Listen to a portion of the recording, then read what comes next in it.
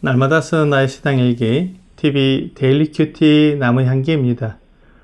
오늘은 10월 4일 수요일입니다.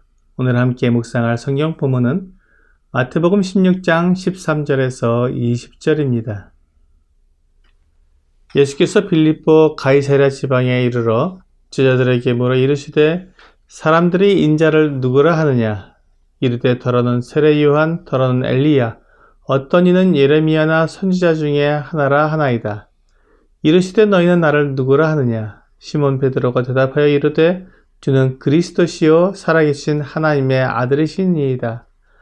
예수께서 대답하여 이르시되 바요나 시몬아, 내가 복이 있도다. 이를 내게 알게 하니는 혈육이 아니요 하늘에 계신 내 아버지시니라. 또 내가 네게 이르노니 너는 베드로라. 내가 이 반석 위에 내 교회를 세우리니 음부의 권세가 이기지 못하리라. 내가 천국 열쇠를 네게 주리니 내가 땅에서 무엇이든지 매면 하늘에서도 매일 것이요 내가 땅에서 무엇이든지 풀면 하늘에서도 풀리리라 하시고 이에 제자들에게 경고하사 자기가 그리스도인 것을 아무에게도 이르지 말라 하시니라. 이제 주 예수님의 사역은 마지막 부분으로 달려가고 있습니다. 이방인들에게 복음을 전하신 주 예수님은 오늘 본문에서 가이사랴 빌립보 지역으로 가셨습니다. 이곳 역시 이스라엘의 가장 북쪽 지역으로 이방인들이 주로 살고 있는 곳이었습니다. 이곳은 가이사 아구스도가 헤롯 대왕에게 하사한 곳으로 후에 헤롯 빌립 2세가 헬라식으로 꾸몄습니다. 그리고 로마의 가이사를 기념하는 의미에서 가이사랴라고 불렀는데 지중해 연안의 가이사랴와 혼동을 피하기 위해 뒤에 자기의 이름을 붙여서 가이사랴 빌립보라고 불렀습니다. 이렇게 꾸며진 도시이기에 그리스인이나 수리아인들이 주로 거주했습니다. 헤롯 빌립은 요단강의 수원지 근처에 풍요와 다산의 신이며 삼림의 신 판을 위한 신전과 로마 황제 아구스티누스를 위한 신전을 세웠습니다. 이 신전의 화려함과 거대함은 보는 이의 귀가 질리게 만들었습니다. 주님께서는 이제 이것을 떠나면 예루살렘으로 올라가 십자가에 달려 죽으실 것입니다. 바로 그 마지막 사역을 앞에 두고 제자들과 함께 유대인들은 거의 가지 않는 이방인 지역인 가이사랴 빌립보에 오신 것입니다. 주 예수님은 이곳에서 제자들에게 물으셨습니다. 이방인들과 판신전이 있는 곳에서 사람들이 주님을 누구라고 하느냐고 물으셨습니다. 주 예수님은 판신전에 비하면 외모적으로 초라하고 아무 볼품없는 분이셨습니다. 거대하고 화려한 판신전은 사람들의 손으로 만든 아무 능력도 없는 거짓 신을 위한 신전이었지만 주 예수님은 살아계신 하나님이시요 말씀으로 모든 만물을 지으신 참 하나님의 형상이십니다.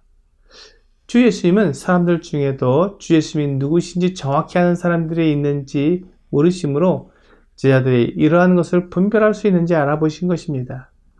사람들은 일반적으로 화려하고 많은 사람들이 모여들면 그곳에 진리가 있다고 생각하기 쉽습니다.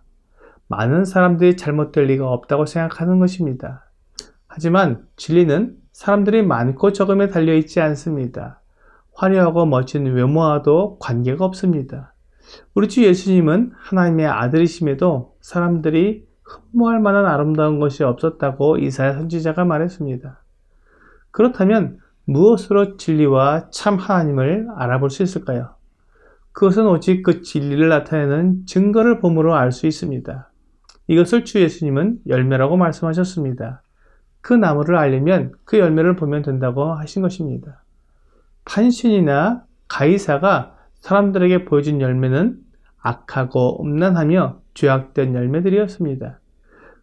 그러나 주 예수님은 거룩하시며 사랑과 은혜가 넘치셨고 사람들을 구원하시는 분이십니다. 주님이 말씀하신 모든 가르침과 행하신 모든 이적들이 바로 이것을 가리키고 있습니다. 그러므로 사람들은 그 열매를 보고 주 예수님이 누구신지 알아보았어야만 했습니다. 그런데 제자들의 대답은 더러는 세례 요한, 더러는 엘리야, 어떤 이는 예레미야나 선지자 중에 하나라 하더이다 라는 것이었습니다. 사람들은 주 예수님을 사람들 중에 뛰어난 선생이나 뛰어난 인물로 생각했던 것입니다. 그들은 결코 주 예수님을 하나님으로 생각하지 못했습니다. 이것이 문제였습니다. 사람들은 하나님에 대해 오해를 하고 있었기 때문에 모든 증거를 보면서도 그것을 알아보지 못했던 것입니다. 주 예수님은 다시 물으셨습니다. 너희는 나를 누구라 하느냐? 그러자 베드로가 대답했습니다. 주는 그리스도시요 살아계신 하나님의 아들이시니이다. 베드로는 주 예수님을 그와 동일한 사람으로 본 것이 아니라 살아계신 하나님의 아들로 보았습니다. 그는 주 예수님의 말씀과 행하심을 보면서 그 모든 것이 하나님의 능력이심을 깨달았기 때문이었습니다. 베드로의 이 고백을 주님께서 기뻐하셨습니다. 주님께서 3년 동안 제자들과 함께 다니시면서 보여주신 것을 통해 베드로가 정확히 깨달았기 때문에 이제는 베드로뿐만 아니라 수많은 사람들이 주 예수님의 증거를 통해 하나님의 아들이시여 우리의 구원자이심을 믿을 수 있게 된 것입니다. 이때 주 예수님은 베드로에게 바요나 시몬아 내가 복이 있도다. 이를 내게 알게 한 이는 혈육이 아니요 하늘에 계신 내 아버지이시니라고 말씀해 주셨습니다. 주 예수님의 모든 증거는 하나님 아버지께서 성경에 약속해 주신 것들이었습니다. 하나님의 약속들을 정확히 확인해 보고 살펴본 사람은 주 예수님이 하나님의 아들이심을 분명히 믿을 수 있습니다. 하나님의 말씀은 결코 변할 수 없고 또한 완전하기 때문입니다. 그런데 하나님의 말씀을 알면서도 주 예수님을 하나님의 아들로 구원자로 믿고 고백하지 못하는 이유는 무엇입니까? 바로 자기 생각에 사로잡혀 있기 때문입니다. 붉은 색안경을 낀 사람은 모든 것이 붉게 보입니다. 파란 색안경을 낀 사람은 모든 것이 파랗게 보입니다.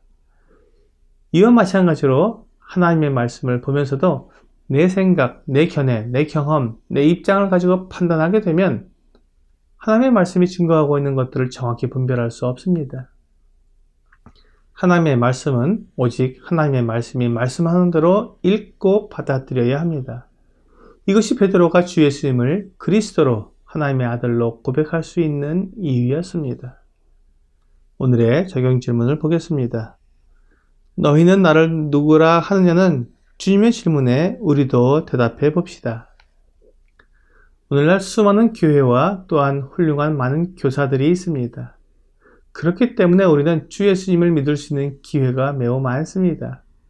그럼에도 주 예수님을 베드로처럼 나의 그리스도로 나의 하나님으로 고백하지 못한다면 그것은 바로 내 생각, 내 고집 때문입니다.